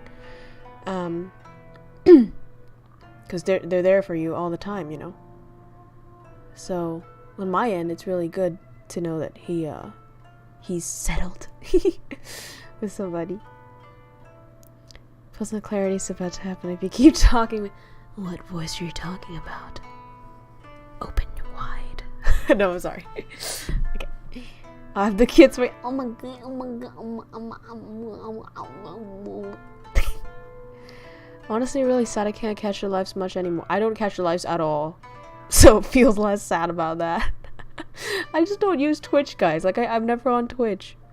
I watch your VODs quite often, but yes, chat, little head, pets, gremlin, quos, Sam cues. You know what? You should upload your VODs to YouTube. So that I can direct my people somewhere. You know, most people here don't use Twitch. We're like the boomers of the generation. At a manhood as what do you mean? You're trying to make me change ethnicity? The fuck? School tomorrow, still sitting here. Go to sleep, beach. Oh, you do? Great. I'm just a bad friend. That's what I am. Thank you. You can chuck the link. Well, actually, I think I'll search for you so you get some search recommendation stuff. He has. Okay, here it is. I'll put this in the chat so if you guys wanna. 1 second. I'll chuck this in the chat, yeah? Here's my friend's YouTube, and here's his Twitch. 1 second. My Twitch! I use it so little that it disappeared out of the pinned thing. Oh no, I have no idea how to come back. I forgot my password as well. Oh, there it is. Thank you. I think this is you. There we go. Copy. Paste. There you go. That's his Twitch. So yeah, check out if you're into Genshin Impact. He does everything Genshin Impact. This man has wailed his life savings away. He has a Hutao body pillow. So that's great. Does the menacing Ara voice. I'm in danger. I actually love voices of villains. Like, they're so much more interesting than protagonist voice, you know? What's your Twitch? I don't use Twitch. I mean, the in-laws challenges you to a duel. Adoption or insemination. No surrogates. Really? I'm really into surrogates, actually. I think surrogacy is great.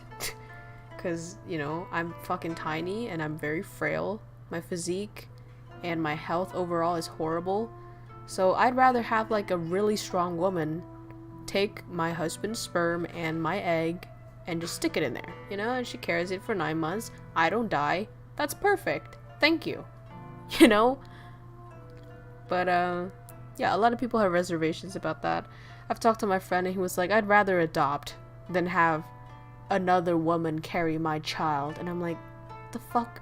What's the difference? It's just like, it's still the same kid. It just lives in a different apartment for 9 months. That's it. Like, you know?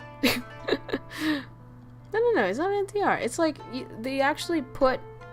Okay, you take your egg, you take your husband's sperm, they make it into an embryo, it's a good one, plop it into another woman's womb, the woman grows that baby out, it's out, it has zero genetic connection with the woman, with the surrogate, and it's completely your baby. It's the same. I don't understand. Like, what? Do you want your wife to suffer? Is that what you want? You need your wife to suffer for 9 months in order for it to be your child. What is that line of logic? I'm confused. I stopped wailing. I realized I had a problem. oh my god, I have the biggest I told you so right now. But I'm a good friend, I'm not gonna say it. I told you so. I'm a bad friend. I fucking told you so. I'm actually saving for Asia tour with Fish. Fuck yes. Yes, please. He's investing on the things that matter. I'm so happy for you. I'm so happy.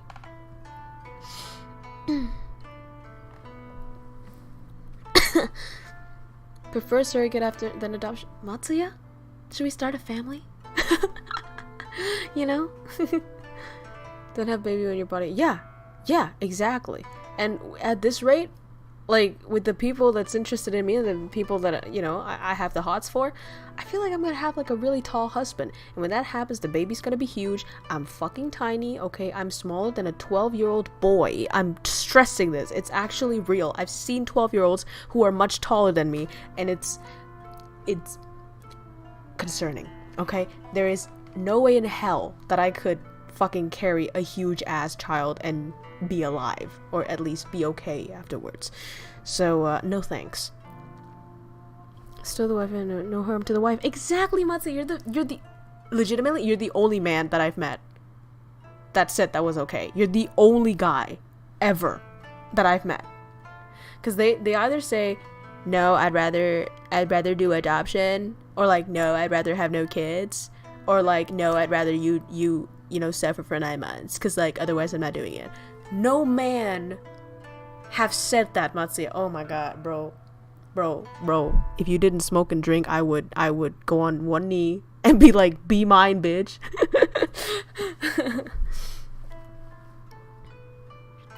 Did you reveal yourself? No, I didn't.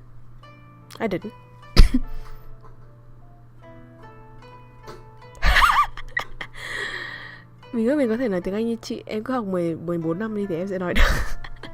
Thôi chị đùa đấy. Em thông minh mà, đúng không? Nên là học một tí là em sẽ được thôi. Miễn là em đam mê và em thực sự đắm chìm vào cái ngôn ngữ đấy thì em sẽ học được. Không cần phải 14 năm đâu, nói thật. Đấy là nói đùa thôi, 14 năm là dùng thôi chứ không phải là học. You talk about that shit with a lot of men. Not a lot of men. I have friends, okay? I have male friends. And you know, we discuss stuff. I love discussing ideas with my friends. You know, we love this sort of like debates and shit. And I would be like, okay, surrogacy, what do you think about it? And he's like, yeah, it's not my kid. I'm like, no, genetically, it's completely you and your wife. Yeah, but like, it's not in my wife, so it's not my kid. I'm like, for fuck's sake. But I'm still friends with him. Arduous and dangerous. Exactly.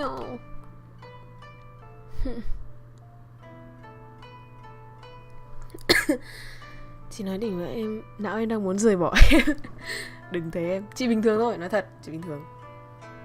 Nó không phải là một cái gì không đạt được đâu. Nếu như em muốn đạt và em quyết tâm đạt thì em sẽ đạt được. Yên tâm. Đây không phải là một trường hợp kiểu thiên tài hay cái gì cả. Nó chỉ đơn giản là đắm chìm vào cái ngôn ngữ đấy nhiều nhất có thể và nó sẽ xảy ra, thế thôi. Is it not okay to want to... No. It's absolutely okay. It's absolutely okay. But I'm saying Matsuya is the only guy I've met that is, like, preferring surrogacy. You know what I mean? The kid in your wife might not be your kid. Exactly! Oh my god. You're so... I'm foaming at the mouth. KROWKO carrying an egg for 9 months and KROWKO make her very mood exactement. Okay? I will stop streaming. Do you guys want me to stop streaming for 9 months? Is that what you want? Is that what you wish for? No. I have surrogates, so I keep streaming.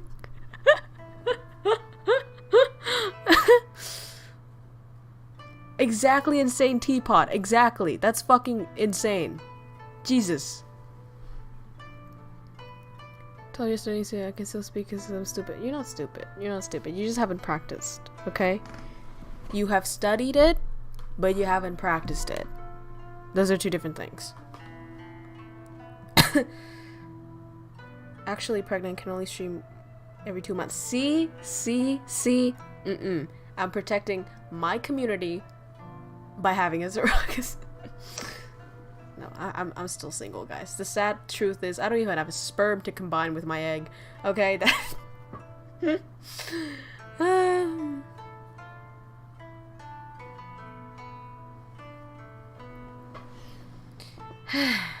Parents are arriving soon. I must go chat to KROWKO. Oh my god. See you, Hollow. I'm so happy for you. We don't talk a lot, but every time we talk, I know it's good. I know it's good.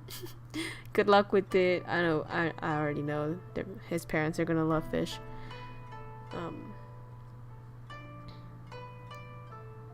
Implications before the general process, I guess, seeing which health option is exactly. I like.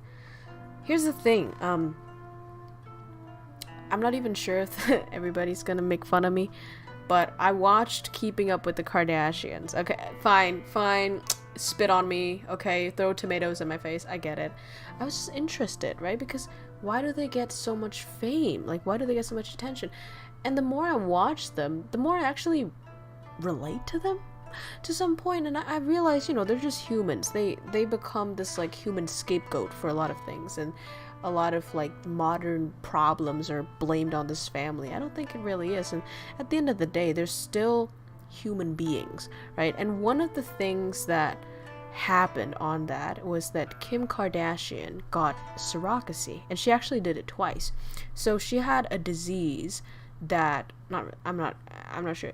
I would say it's a condition, because I don't know if it's a disease, but it would be very dangerous for her to carry another child, and she already had a child before that, so she, you know, carried a child before that, and then the second child came in as a surrogacy, and actually she said that the level of love that I have for both child is identical. Like, she had so much fear that she was going to not love the child because she didn't carry it, you know, that she was going to feel any different about it, but she's like, the moment I saw the baby, I know the baby was mine, and I felt nothing different from my first child. And I'm like, yeah, bitch, fucking preach, bruh. Is that what it is? You know, you don't have to fucking suffer for 9 months in order to love something. I sincerely believe that. Cool, Yosi, Henny, love you, thank you.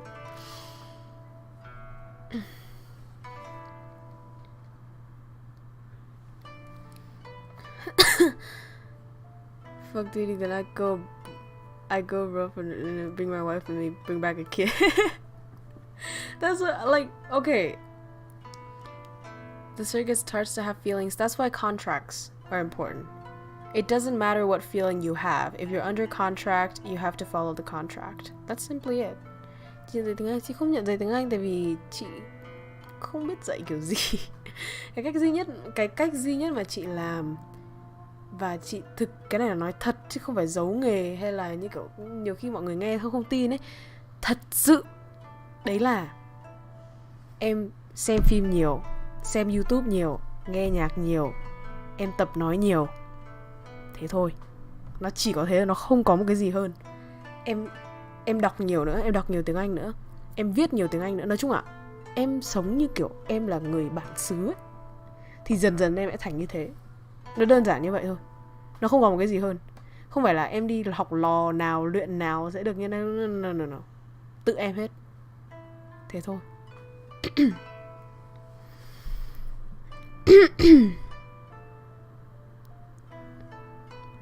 Also bypass the whole postnatal depression. Absolutely. I thought about this so much, and a lot of mothers strangled their own child because they can't stand it with the postnatal depression. Totally understandable, okay? That was like, they went through hell for pregnancy. And it actually, I understand there are some biological factors that support childcare after giving birth. For example, the mother is going to be hypersensitive to the environment, which helps because, you know, she can sense danger, she can sense climate change, and she protect the, not climate, weather changes, and she protects her baby better with that. But mentally, it's draining. Okay, it is completely draining. I've seen my sister go through this firsthand. It drained the life out of her. Okay? It is so taxing on the body and the mental, like, especially mentally. Okay? When you give birth and you take care of a child afterwards. Another thing is, what if you don't have kids like a... No, that's it. That is okay. But I'm saying if I were to have kids, I would say surrogacy is a better chance. It's a better thing for me. Her body is full of... Exactly. And there are so many health implications for a mother after birth. You know, her brain actually... lots of people report feeling stupider and forgetting things. And that's because, you know, the brain changes after pregnancy to more suit childcare. And you're less likely to focus on one thing because childcare requires multitasking, right? So that's why your brain changes. Your body changes forever. That's one thing. Have you noticed this? If you guys are into sex, I'm saying this. If you have a C-section, that's dangerous for your child, for your child and for your wife because of infection, possible risk for infection, and it becomes a huge scar, and your wife cannot run for months. Okay, it hurts her every time the weather changes. It hurts her. Okay, terrible shit. Because there's a huge needle that they will stick into her spine to make her numb. She will be awake when the surgery is performed, when the baby is pulled out of her, when her stomach is just fucking flinging all over the place, it's bloody everywhere. She will see that. Okay, you will also see that. Hopefully. If you're like, no, she's gonna poop it out through the pussy, here's what I'm gonna tell you. Sometimes the baby is too big that they have to cut the pussy open. Yes, the pussy that you put your dick in. They're gonna cut it open. The space between the pussy and the asshole will be cut open. Shit will be open wide. Then they sew it back together. And the next time you put your dick into her pussy, that's gonna feel weird, isn't it? And then you're always gonna be fucking haunted with the feeling that, oh my god, this shit is gonna fuck up. Yeah, I know, you guys are super uncomfortable right now because nobody told you about this. Nobody told you about this, right? Exactly. But when I found out, no. Oh, no. Not happening. Yes, Matsuya. So, actually, I'm becoming the but actually people. What is it called? Formula milk is literally the same as mother's milk now. Literally the same. Identical. It's not even like an argument anymore. All of the professionals, all of the nutritionists, everybody has confirmed it is the same. If there's any effect that people might be like, oh, but it, you know, like, if they suck the titty, that's gonna be different. Like, okay, but that's about the titty. It's not about the quality of the milk itself.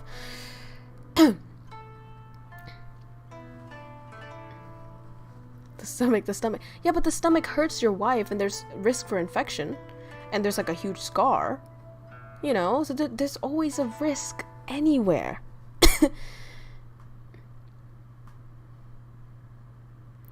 And some people can't even perform it through the pussy. You know, because sometimes the baby doesn't turn its head downwards. It doesn't happen, and so, right. It was a fucking lie. Formula's literally the same now. Literally. Okay, there is no doubt about that. Your child's not gonna get fucking autism from it drinking formula milk, okay?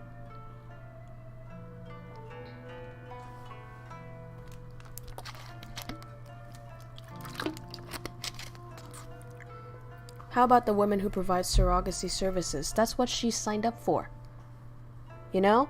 And a lot of people, here's what I'm telling you, a lot of people are actually suited to do that. I've heard of stories of people who literally were working and the baby flopped down on the floor. Like she didn't fucking notice. She was just working, bloop, baby down on the floor, done. Pussy wide open, no problems. Some people are physically very well. They have to be scanned. They have to be examined. There's like really, really strict processes, you know, mental examination, everything. It is their job. And they signed up to do that, right? That's different. And it's going to be their full-time job. They won't have to do anything. They just sit there and they take care of the child very well, nutritionally. They don't have any stress. That's a huge thing. Imagine still going to work, still pregnant, you're stressed out, you know, familial problems, you put that on the child. fucking a lot of these things, and you can bind people through their contracts, their legal contracts as well. Exactly, Matsuya. Exactly. Không phải là sữa mẹ ít hơn sữa không tốt bằng sữa bò, mà ý là sữa formula, sữa công thức ạ. Không phải sữa bò ha, sữa công thức. Thì cái thành phần chất dinh dưỡng của nó không khác gì sữa mẹ.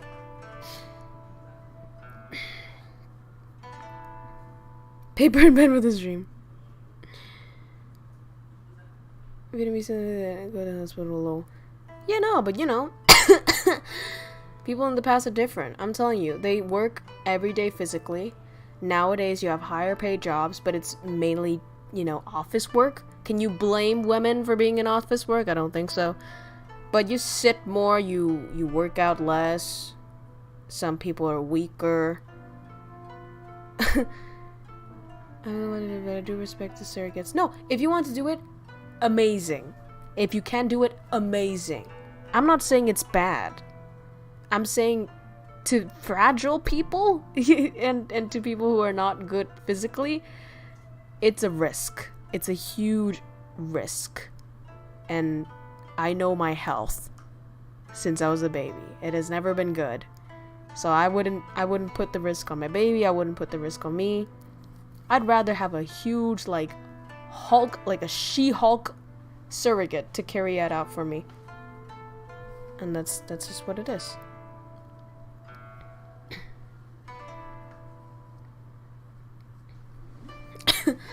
We had this talk 5 years ago. No, 5 years ago, and also recently. I remember recently when you were riding on a motorcycle and I was behind you. We did talk about this.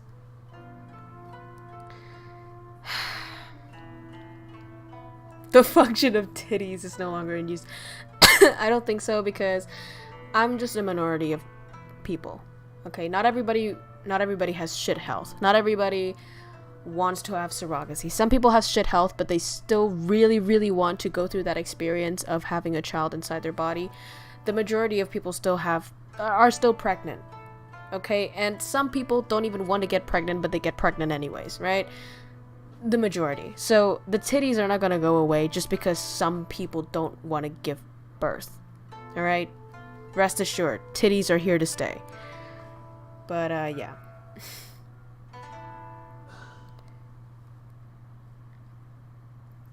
But you didn't see it. Oh no, I actually saw it, but I forgot I forgot to answer you because I have a wedding to attend to, so I actually couldn't do anything. But I forgot to reply.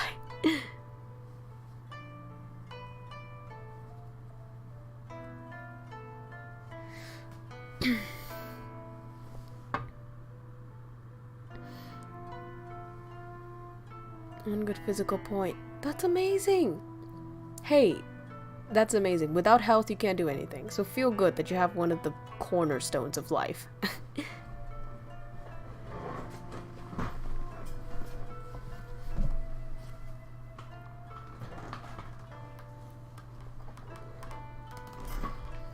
A lot of our friends is actually getting Who? Motherfucker who? Mở mang kiến thức kỳ thú cho con trai đúng không? Tại vì mình nhận ra là con trai không hay được dạy những cái này, đúng không? Các mẹ thì dạy để làm gì? Đấy, kiểu không, con trai mình không cần phải biết những việc đấy, đúng không? Đấy là việc của phụ nữ, đúng không? Thế nhưng mà con gái thì hay được dạy, tại vì kiểu mẹ cần phải truyền kiến thức ấy, truyền kinh nghiệm để biết đường mà tránh và để biết đường mà trải nghiệm.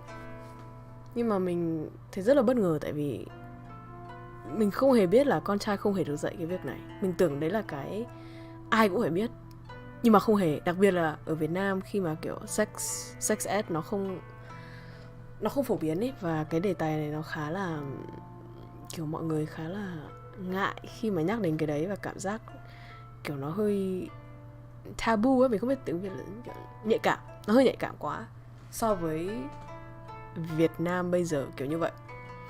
Nhưng mình thấy nó là một điều rất là cần thiết, tại vì ai cũng sẽ đi qua cái này, đúng không? Mọi người muốn lập gia đình, đúng không? Thì mọi người phải biết cái chuyện gì sẽ xảy ra chứ. Và cũng vì thế nên sẽ cẩn thận hơn khi mà mọi người kiểu sinh hoạt hay cái gì đấy, thì phải biết cái rủi ro mà mình đang gặp phải, và mình phải có trách nhiệm, đúng không? Nên là mình nghĩ rất quan trọng khi học những cái này, khi biết những cái này. Và các bạn trai sẽ có trách nhiệm hơn, sẽ hiểu là sau này có vợ thì vợ mình phải trải qua những điều gì, đúng không? Thì sẽ yêu thương vợ mình hơn, kiểu như vậy.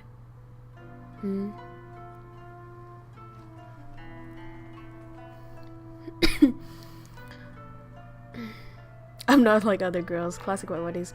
I think it's beautiful, but it's your wedding. You should do it however you want it to. Although I understand that there are some cultural and symbolic meaning behind rituals. But yeah, do whatever you want.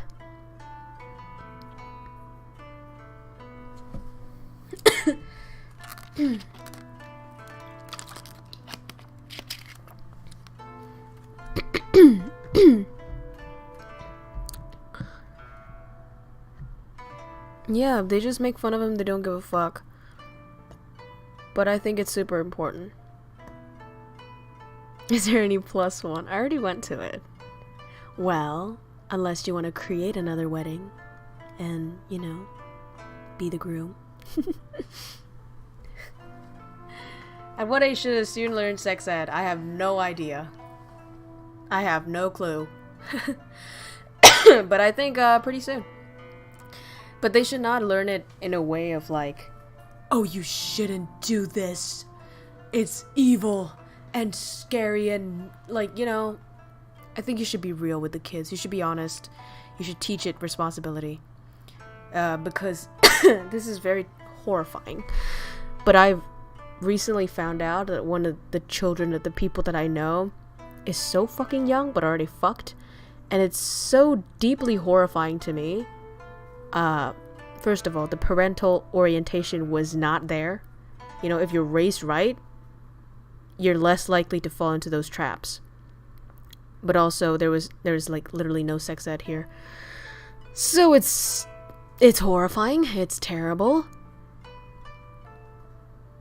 Small birdie with close one. Parents want to show off, we'll do one too, but the main one isn't. Latvia! Okay, let's get married. That's exactly what I think. Absolutely. He gets it. He gets it.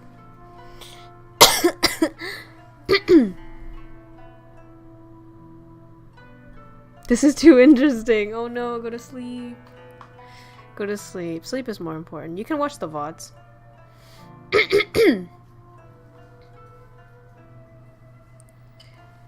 Chị nói mới hiểu nó khổ với khó khăn hơn. Đúng rồi em ạ. Và kiểu chị cảm thấy có một cái sự thiếu giao tiếp á giữa hai giới. Tại vì cảm giác là đàn ông thì sẽ nói chuyện với đàn ông và sẽ nói chuyện về chuyện của đàn ông, phụ nữ sẽ nói chuyện với phụ nữ, đúng không? Kiểu ngay cả khi ngồi gia đình nói chuyện với nhau cũng kiểu tách ra thành hai bên á, xong rồi nó không có sự chia sẻ giữa hai bên. Và vì thế nên rất nhiều thông tin nó bị mắc kẹt ở cái bên đấy. Trong khi mình khôn lên rất là nhiều khi mà mình học hỏi từ giới tính kia. Khi mà chị làm cái này ấy, xong thì có rất nhiều người xem là con trai, đúng không? Thì chị cũng hiểu tâm lý của con trai hơn, là chị hiểu là con trai nghĩ như thế này. Tôi hiểu mình có nhiều bạn con trai mình cũng hỏi thì mình cũng hiểu ra. Chứ còn nếu không bao giờ biết về cái thế giới bên kia nó sẽ như thế nào.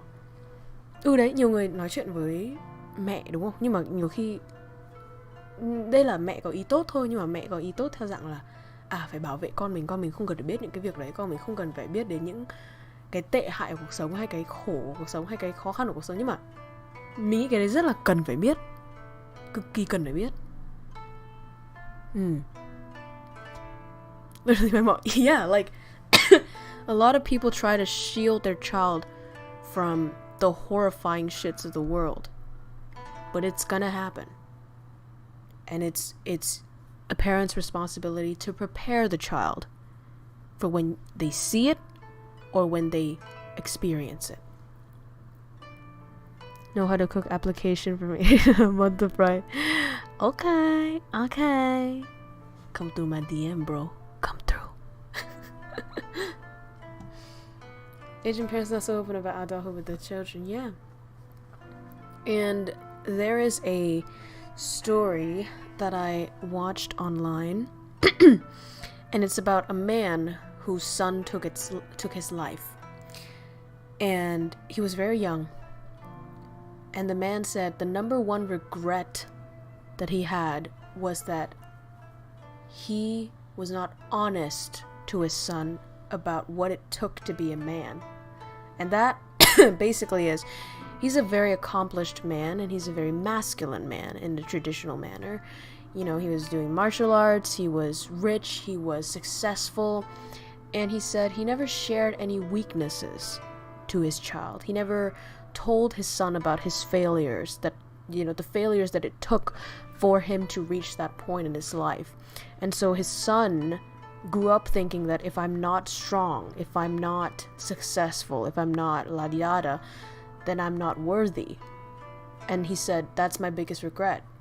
And he pushed parents to talk more about vulnerabilities and about the realities of the world and weaknesses and bad negative experiences that they have with their children. Not in a traumatizing way, but, you know, in a way that both parties can understand and have open communication. Mình không biết cái câu hỏi đấy bạn Hiếu Trung ạ, tại mình không phải là chuyên gia trong ngành ấy. Nhưng mình nghĩ là Việt Nam nó rất thiếu cái đấy.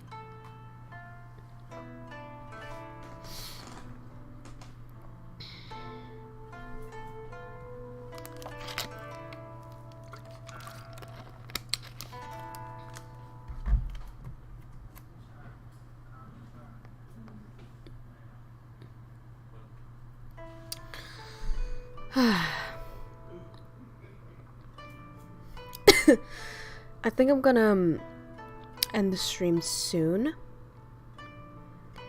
but yeah.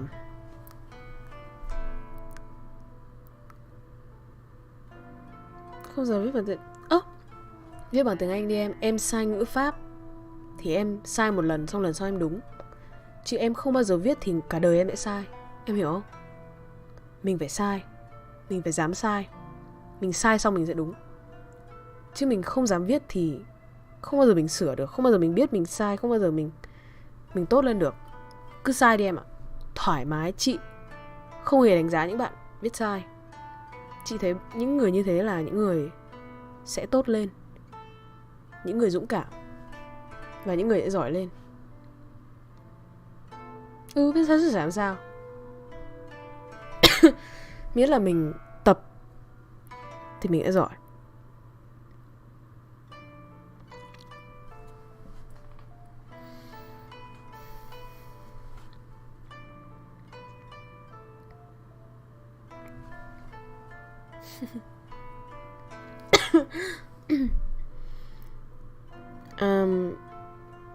But yeah, I will stop the stream here. It was, in my opinion, whenever I do these types of streams, I'm very happy, I'm very glad, because at the end of the day when I do this, I have two goals in mind, and the number one goal is to create something that I'm proud of after I press the end stream button. And by proud of, I mean I can be confident that I've contributed something to the internet sphere that was of good value to the people who watch it. And these streams really, really embody that. And it makes me so happy to do what I do.